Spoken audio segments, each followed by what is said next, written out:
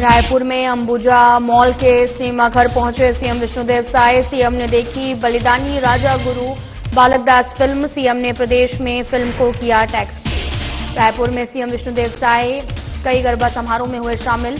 लोगों ने कच्छ पगड़ी पहनाकर किया स्वागत। रायपुर में उप मुख्यमंत्री अरुण साव ने 3 वृद्ध पुलों का किया शिलान्यास। उप मुख्यमंत्री ने कार्यक्रम को किया संबोधित। कहा प्रदेश को संवारने का किया जा रहा काम। कुंडागांव में संगोष्ठी कार्यक्रम का हुआ आयोजन। मुख्य अतिथि राष्ट्रीय उपाध्यक्ष विधायक रहे मौजूद। अखिल भारतीय पूर्व सैनिकों को किया गया सम्मान। बलरामपुर में हेलमेट सुरक्षा पर विशेष जागरूकता अभियान आयोजित। अधिकारियों ने निकाली बाइक रैली। हेलमेट पहनकर लोगों को किया गया जागरूक।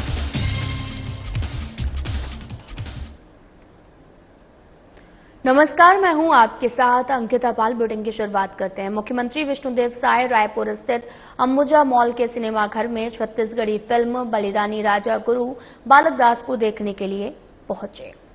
इस अवसर पर विधानसभा अध्यक्ष डॉक्टर रमन सिंह, कैबिनेट मंत्री गुरु खुशवंत साहब, विधायक डोमनलाल होरसेवाड़ा, विधायक रोहित साहू, धर्मगुरु गुरु बालदास साहब सहित अनेक जनप्रतिनिधियों और सतनामी समाज के गणमान्य नागरिक उपस्थित रहे। वहीं मुख्यमंत्री ने कहा कि बलिदानी राजा गुरु बालक दास फिल्म साहस और शौर्य की अनुपम गाथा है।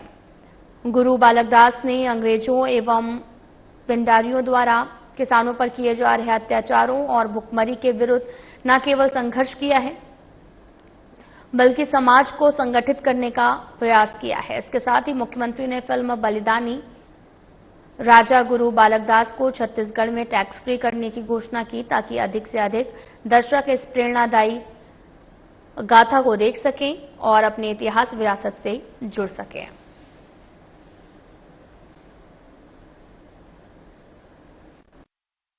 लोगों ने राजा गुरु बालक दास मूवी देखी, बहुत अच्छी बनी है और इसके लिए जो निर्माता हैं जे.आर. सोनी, उनको बहुत बहुत धन्यवाद देते हैं। इसमें राजा गुरु बालक दास जी की जीवनी और शहीद वीर नारायण सिंह जी की जीवनी दिखाया गया है। दोनों में अच्छी मित्रता थी और दोनों ने अन्याय के प्रति लड़ाई लड़ी है। अंग्रेजों और जो उस समय जो व्यवस्था गलत थी उसके खिलाफ में लड़ाई लड़ी है। बहुत ही प्रेरणास्पद ये मूवी है और काफी इससे प्रेरणा मिली है। मुख्यमंत्री विष्णुदेव साय नवरात्रि के पावन पर्व पर रायपुर स्थित कई गरबा समारोह में शामिल हुए और साथ ही आपको बताते चले कि उन्होंने माता रानी के दर्शन कर प्रदेश की सुख समृद्धि और खुशहाली की कामना की है। मुख्यमंत्री भानपुर स्थित कच्छ कड़वा पाटीदार समाज आशीर्वाद भवन में गुजराती लोहाड़ा महाजन समाज द्वारा आयोजित झड़कारो 2025 इंडोर स्टेडियम में रंगीलो रास 2025 ओमाया पार्क में रास गरबा उत्सव में शामिल हुए। इन आयोजनों में समाजजनों ने मुख्यमंत्री का पारंपरिक कच्छ पगड़ी पहनाकर और तिलक लगाकर स्वागत किया। गरबा के धुनों और रंगारंग माहौल में मुख्यमंत्री की उपस्थिति ने जनसमूह में उत्साह और ऊर्जा का संचार किया। इस अवसर पर सांसद बृजमोहन अग्रवाल, विधायक मोतीलाल साहू, पुरंदर मिश्रा, सुनील सोनी, आरंग विधायक अनुज शर्मा, हित कच्छ कड़वा पाटीदार समाज और श्री गुजराती लोहाड़ा महाजन समाज के वरिष्ठजन और गणमान्य नागरिक उपस्थित रहे।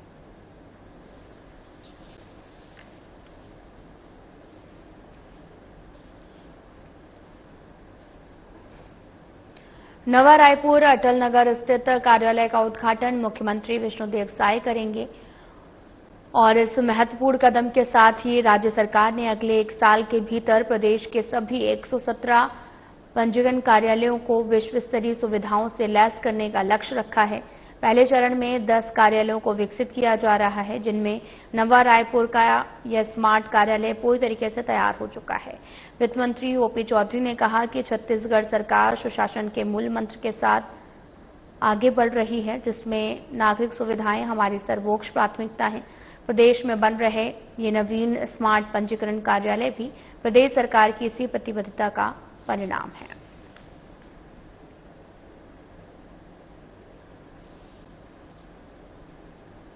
रजिस्ट्री में बड़े रिफॉर्म्स करते हुए 10 बड़ी क्रांतियों का आगाज किया गया था। अगले चरण में एक नया प्रयोग जो कि पूरे देश में एक अनूठी पहल के रूप में सामने आ रहा है और भारत सरकार ने जिस मॉडल का अध्ययन करके अन्य राज्यों को भी इस मॉडल को लागू करने की वकालत की है, उसमें स्मार्ट पंजीयन कार्यालय का कॉन्सेप्ट लेकर के हम आ रहे हैं और आज मुख्यमंत्री जी के कर कमलों से इस परिसर का नवा रायपुर में पहले परिसर का उद्घाटन किया जा रहा है स्मार्ट पंजीयन कार्यालय का। और इसके तहत 10 अभी प्रदेश में अलग अलग जगहों पर इसे स्थापित किया जा रहा है। आने वाले समय में और इसकी संख्या में बढ़ोतरी की जाएगी। जैसे पहले पासपोर्ट ऑफिस होता था, पहले पासपोर्ट कार्यालय जाने पड़ते थे, घंटों इंतजार करना पड़ता था, वहाँ छोटे छोटे एरिया में रहता था, बैठने की अच्छी सुविधा नहीं रहती थी, अच्छा टॉयलेट, अच्छे ड्रिंकिंग वाटर, इन सब की सुविधा नहीं रहती थी। अब अच्छे वाईफाई सुविधा, अच्छे toilet, display board, Q management system और अलर्ट सिस्टम, अलार्म सिस्टम, अच्छा अपॉइंटमेंट सिस्टम, ये सब पीपीपी मॉडल पे स्टार्ट होने जा रहा है और इसका पहला सेंटर नवा रायपुर में स्थापित होने जा रहा है। रायपुर में भी अनेक स्थानों पर इस तरह के मॉडल आने वाले समय में डेवलप किए जाएंगे और प्रदेश के अन्य हिस्सों में सुदूर हमारे सरगुजा अंचल के कुनकुरी से लेकर के रायगढ़ से लेकर बिलासपुर से लेकर दुर्ग तक के अलग अलग जगहों पर 10 स्थानों पर पहले इसको चालू किया जा रहा है और आने वाले समय में इसकी संख्या में और बढ़ोतरी की जाएगी। यह एक बहुत ही अच्छे मॉडल के रूप में उभर रहा है और भारत सरकार इस मॉडल का अध्ययन करके अन्य राज्यों को भी प्रेरित कर रही है कि इस मॉडल को एडॉप्ट किया जाए। इससे पूरी प्रक्रिया सरलीकृत होगी। व्यक्ति सरकारी जो रजिस्ट्री कार्यालय वो भी चलता रहेगा, यह भी चलता रहेगा। दोनों विकल्प जनता के पास उपलब्ध रहेंगे। जनता से कोई भी अतिरिक्त चार्ज पंजीयन के लिए नहीं लिया जाएगा। वहां पर लॉन्च फैसिलिटी या अन्य कोई फैसिलिटी, खाने पीने का कोई फैसिलिटी है, उसको चार्ज बेसिस पर कोई भी व्यक्ति अवेल कर सकता है। बाकी बेसिक पंजीयन के लिए अतिरिक्त पैसा वहां पर नहीं लिया जाएगा। बस्तर जिले के बलेंगा पंचायत स्थित झंडावाली माता मंदिर में आज महानवमी के अवसर पर श्रद्धालुओं ने हवन पूजन कर मां दुर्गा की आराधना की है। ग्रामीणों ने विधिवत पूजा कर क्षेत्र की सुख, शांति एवं समृद्धि की कामना की। मंदिर परिसर में भक्तों ने दुर्गा पाठ, आरती और हवन में सहभागिता की। मां झंडावाली को ग्राम देवी मानते हुए श्रद्धालुओं ने उनका आशीर्वाद लिया। वहीं बस्तर सांसद महेश कश्यप ने भी दंतेवाड़ा स्थित माई दंतेश्वरी मंदिर पहुंचकर पूजा अर्चना की। पूरे बस्तर क्षेत्र की सुख शांति के लिए आशीर्वाद प्राप्त किया। धार्मिक उत्साह के बीच में कार्यक्रम संपन्न हुआ। महानवमी पर हवन पूजन कार्यक्रम आयोजित किया गया है और इस दौरान ग्रामीणों ने विधिवत पूजा अर्चना की है। साथ ही आपको ये भी बताते चले कि मंदिर परिसर में भक्तों ने दुर्गा पाठ, आरती, हवन में सहभागिता की। मां झंडावाली को दर्शन करने के लिए पहुंचे। यहां पर ग्राम देवी मानते हुए श्रद्धालुओं ने उनका आशीर्वाद लिया।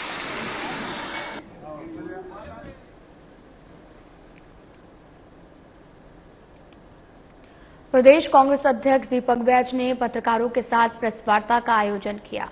भारतीय जनता पार्टी के पैनलिस्ट प्रवक्ता पिंटू महादेव ने केरल के एक निजी चैनल में कांग्रेस नेता राहुल गांधी के खिलाफ छाती में गोली मारने की बात कही थी। उन्होंने चर्चा करते हुए कहा कि लोकसभा में नेता प्रतिपक्ष कांग्रेस की वरिष्ठ नेता को केरल बीजेपी के एक प्रवक्ता ने सीने में गोली मारने की धमकी दी। ये बेहद ही गंभीर है और यही बीजेपी का फांसीवादी चरित्र है, जो आपका मुखर विरोध करे और उसे मिटा दो, जान से मार दो। आज के 77 साल पहले भी आरएसएस के एक गुर्गे नाथुराम ने राष्ट्रपिता महात्मा गांधी के सीने में गोली मारी थी। आज फिर से वैसे ही नाथुराम महादेवा के रूप में और एक और गांधी के सीने में गोली मारना चाह रहा है और इस धमकी के बाद अभी तक बीजेपी नेतृत्व ने इसकी आलोचना न की है और धमकी देने वालों के खिलाफ कोई कार्रवाई की जाए। यह बताता है कि समूची बीजेपी अपने इस आतंकी प्रवक्ता के साथ खड़ी है, उसके इस वक्तव्य से सहमत है। कांग्रेस पार्टी ने निर्णय लिया है कि ये धमकी देने वाले इस बीजेपी के खिलाफ आज प्रदेश के सभी जिलों में एफआईआर दर्ज कराएंगे।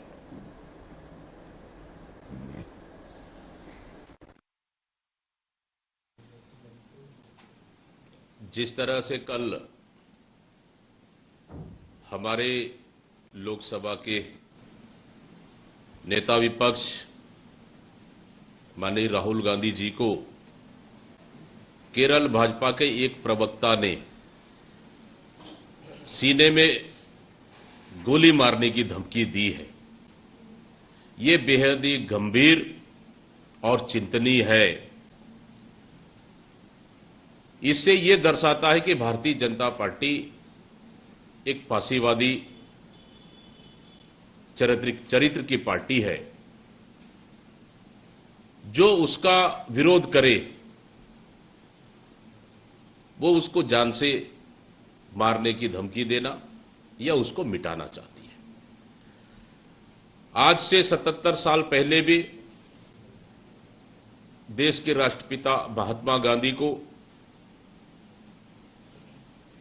आरएसएस के एक गुर्गे ने, नाथूराम गोडसे ने सीने में गोली मारी थी। और आज उसी नाथूराम गोडसे रूपी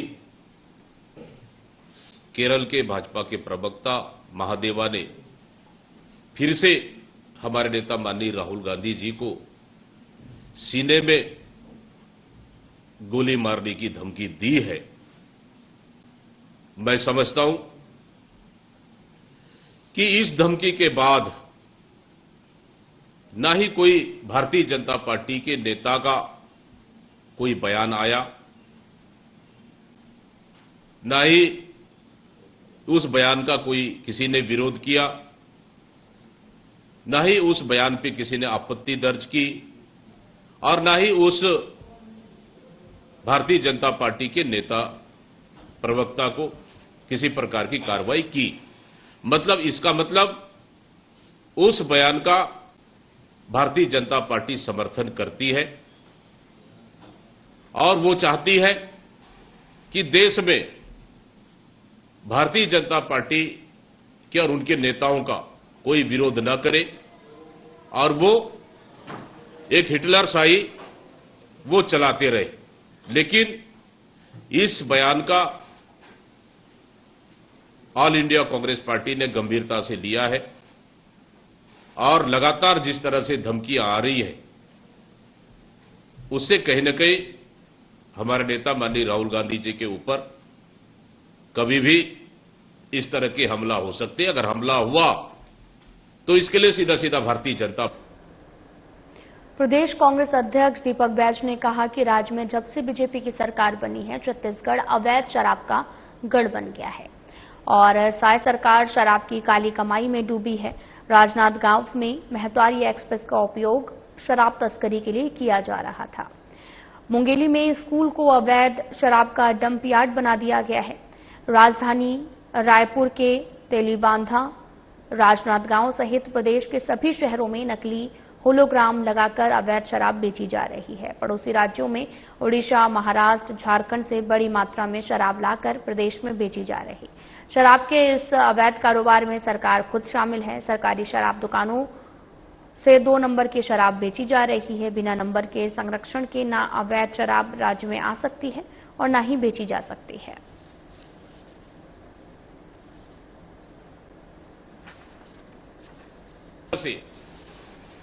पूरे प्रदेश में अवैध शराब धड़ल्ले से बिक रहा है। जब से भारतीय जनता पार्टी की सरकार छत्तीसगढ़ में बनी है तब से अवैध शराब की काली कमाई जोरों पे चल रहा है। आप देखेंगे राजनांदगांव में महतारी एक्सप्रेस से शराब की पेटी सप्लाई की जा रही है, बाकायदा शराब सप्लाई किया जा रहा है। आप देखेंगे कल मुंगेली के एक स्कूल में शराब का एक डंप यार्ड बना दिया गया है। मतलब कुल मिलाकर छत्तीसगढ़ में नकली होलोग्राम और पड़ोसी राज्य मध्य प्रदेश की नकली शराब, उड़ीसा, झारखंड की नकली शराब छत्तीसगढ़ में बेचा जा रहा है। ये बिना सरकार के, बिना संरक्षण के संभव नहीं है। कहीं न कहीं इस नकली शराब को बेचने के लिए, अवैध शराब बिक्री के लिए कहीं न कहीं सरकार के संरक्षण में पूरा खेल चल रहा है और उसी का नतीजा है आज कि कहीं स्कूलों में, कहीं तो मेहतारी एक्सप्रेस से पूरी दारू की सप्लाई की जा रही है। और छत्तीसगढ़ में घरेलू बिजली उपभोक्ताओं को अब बिजली बिल का दोगुना भुगतान करना होगा। सरकार ने 1 अगस्त से बिजली बिल हाफ योजना को समाप्त कर दिया है। 6 साल से अधिक समय तक लागू इस योजना के बंद होते ही उपभोक्ताओं के मासिक खर्च में बड़ा इजाफा हो रहा।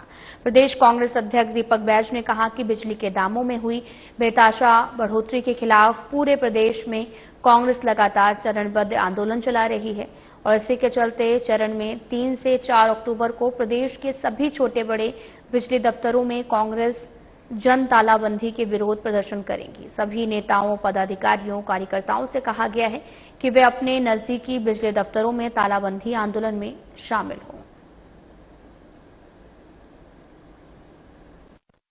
प्रदेश में बिजली के बिल बढ़ने से बिजली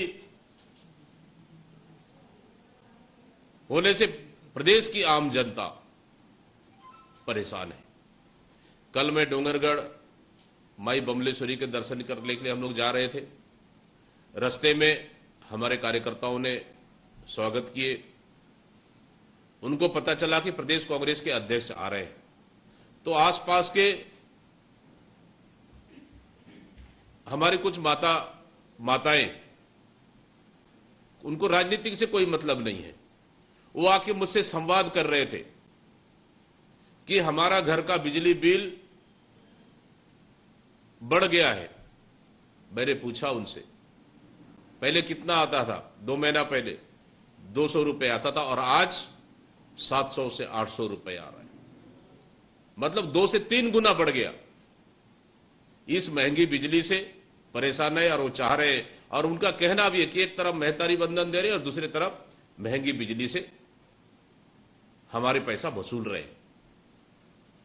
उन्होंने साफ साफ कहा कि हमको सस्ती बिजली चाहिए, इसके लिए लड़िए हमारे लिए। पूरे प्रदेश में जनता हालाकान है। इसको लेकर प्रदेश कांग्रेस कमेटी ने निर्णय लिया है कि आगामी जश्न दशहरा के बाद 3 और 4 अक्टूबर को प्रदेश के तमाम या छोटे या बड़े बिजली ऑफिसों का घेराव किया जाएगा, प्रदर्शन किया जाएगा, ताकि बढ़ी हुई बिजली दर कोई सरकार वापस ले। और स्मार्ट मीटर लगाकर जिस तरह से लूटा जा रहा है, ये कहीं न कहीं आम जनता इससे परेशान हो चुकी है और बढ़ी हुई बिजली दर को लेकर कांग्रेस पार्टी पूरे प्रदेश में प्रदर्शन करने जा रही है 3 और 4 अक्टूबर को। बिजली दफ्तरों पर, छोटे बड़े बिजली दफ्तरों पर प्रदर्शन हम लोग किएंगे और तालाबंदी भी। प्रदेश कांग्रेस अध्यक्ष दीपक बैज ने पत्रकारों के साथ प्रेस वार्ता का आयोजन किया। दीपक बैज ने कहा, रमन सरकार के समय निःशक्त जनों के नाम पर एनजीओ बनाकर 1000 करोड़ रुपए से भी अधिक रुपए का घोटाला किया गया। हाईकोर्ट ने इस मामले की सीबीआई जांच की अनुशंसा की है। उन्होंने कहा कि हमारी मांग है कि इस घोटाले की जांच के दायरे में केवल अधिकारी ही नहीं, तत्कालीन मुख्यमंत्री रमन सिंह और महिला बाल विकास मंत्री रेणुका सिंह सहित पूरी सरकार को लाया जाए। बिना सरकार के संरक्षण के इतना बड़ा घोटाला संभव नहीं है।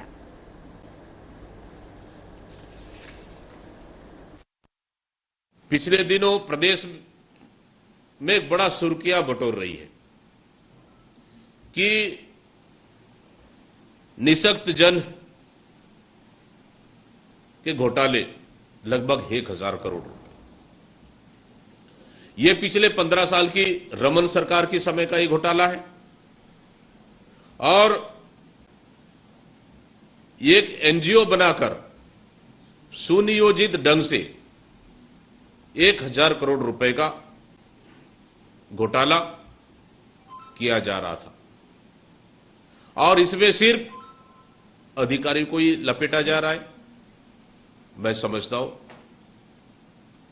कि बिना सरकार के संरक्षण के संभव नहीं है, इसलिए उस समय के तत्कालीन मुख्यमंत्री, उनकी भी जांच करनी चाहिए।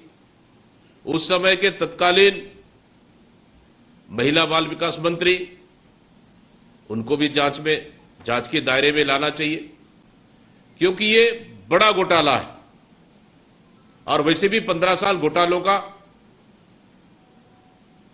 पूरा पुलिंदा बन चुका था और कहीं न कहीं सरकार अपने लोगों को बचाने के लिए सिर्फ अधिकारियों को ऊपर थोपने का काम कर रही है।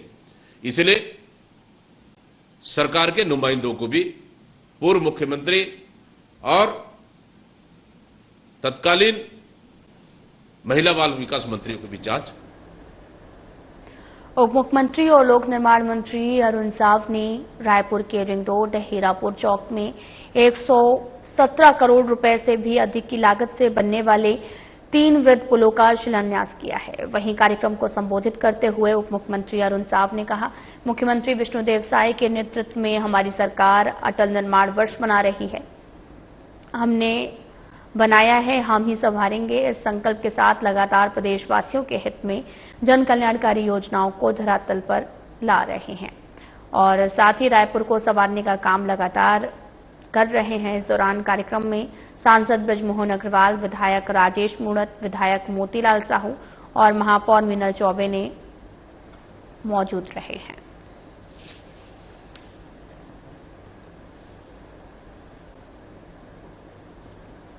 तो वहीं शंकरगढ़ में पुलिस प्रशासन की टीम ने मिलकर हेलमेट सुरक्षा पर विशेष जागरूकता अभियान चलाया है, जिसके तहत थाना प्रभारी जितेंद्र जायसवाल के नेतृत्व में नगर के रेस्ट हाउस से वाहनों पर हेलमेट पहनकर रैली के रूप में नगर का भ्रमण अधिकारियों ने किया। साथ ही बीजेपी और कांग्रेस दोनों ही दल ने जनप्रतिनिधियों और स्थानीय लोगों का भी भरपूर सहयोग मिला और साथ ही हाट बाजार तक यह रैली पहुंची।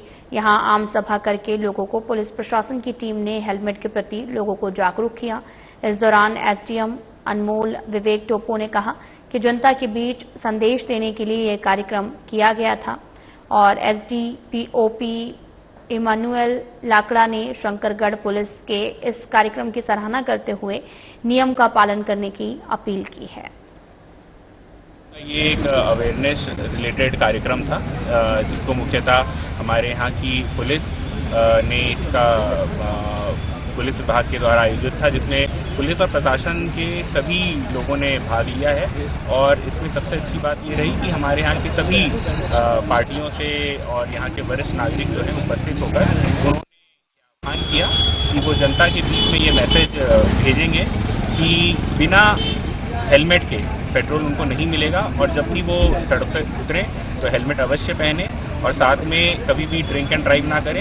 इसका जो है आज लोगों के बीच में ये संदेश सभी लोगों के यहाँ के शंकरगढ़ के अधिकारी, कर्मचारी और जनप्रतिनिधि और सभी नागरिकों के द्वारा यह आह्वान किया गया। अभी जिला प्रशासन से आदरणीय कलेक्टर सर ने एक आदेश निकाला है कि सड़क दुर्घटना में इजाफा होने के कारण से कुछ विशेष पहल की जाए।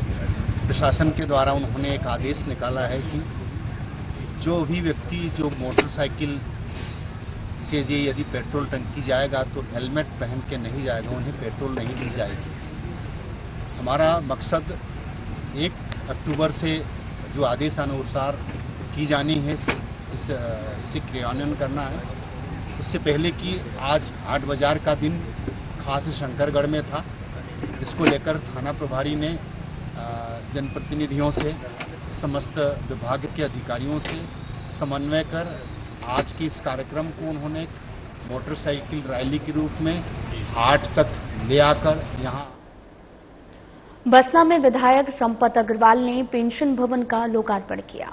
इस अवसर पर भवन समिति के पदाधिकारी, पेंशनर और स्थानीय डॉक्टर खुशबू अग्रवाल, नगर पंचायत अध्यक्ष महंत लखन मुनि, प्राचीन कबीर कुटी तरीकेला, महंत राम प्रसाद दास, महेंद्र सिंह अरोरा, पार्षद सहित अन्य नागरिक बड़ी संख्या में उपस्थित रहे। वहीं कार्यक्रम को संबोधित करते हुए प्रांतीय सचिव राज बिहारी प्रधान ने कहा, यह भवन आप सभी के सहयोग और संकल्प का परिणाम है। पेंशनर के हित में निर्मित यह भवन आने वाले समय में संगठन और सामाजिक कार्यों का केंद्र बनेगा। भवन निर्माण और संचालन में समिति की महत्वपूर्ण भूमिका रही। फिलहाल बुलेटिन में इतना ही। नमस्कार।